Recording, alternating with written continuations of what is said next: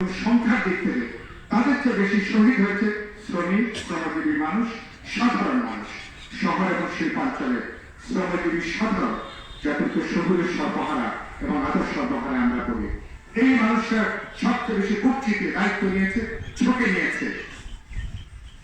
এটা বোঝা গেছে। মা ছেলে যখন বিক্ষোভে আসে, মা যখন সাথে আসে, র্যাবের যখন তাকে গাড়িতে তোলে, মা যখন কিশোর ছেলেকে ভি চিহ্ন দেখায়, ছেলের মন কত বড় হয়ে যায়।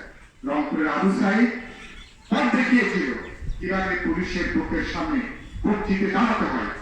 এরপরে হাজার হাজার তরুণরা আবু সাইদের মতন দাঁড়িয়ে গেল, গুলি করো। দুনিয়ার মাসুমের বড় কথা কি ছিল?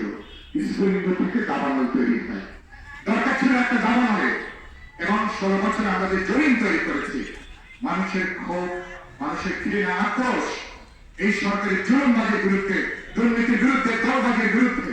মানুষকে তারা মানুষ বলে তোয়াক্কা করেনি, ভোট বলে মানুষ এটা ভুলে গেছে। মানুষের পুঞ্জীভূত ক্ষোভের বহিঃপ্রকাশ ঘটেছে ছাত্র তরুণদের গণজাগরণ, এই গণপ্রথানের ভেতর দিয়ে, এবং স্ফুলিত দাবানল তৈরি করে সমগ্র দুনিয়াকে জাগিয়ে দিয়েছে। ভারতের পশ্চিম বাংলাতে একজন ডাক্তার যেভাবে ধর্ষিত হলে নিহত হলেন, গোটা পশ্চিমবাংলায়, গোটা ভারত তাদের উত্তাল। তারা শিক্ষা নিচ্ছেন বাংলাদেশ থেকে, তারা উদ্বুদ্ধ হচ্ছেন বাংলাদেশ থেকে পাকিস্তানে। ইমরান খানের এবং তাদের দল এবং বিরোধীরা তারাও এখন বাংলাদেশ থেকে প্রতিনিয়ত উদ্বুদ্ধ হচ্ছেন। বাংলাদেশ এখন সারা দুনিয়ার জন্য একটা উদাহরণের বিষয় দাঁড়িয়ে গেছে। যে মানুষ অধিকার মুক্তির জন্য জীবন দিতে পারে, ছাত্র তরুণরা জীবন দিতে পারে, সেই মানুষকে পৃথিবীর কোন শক্তি নাই তাদেরকে দাঁড়িয়ে রাখে।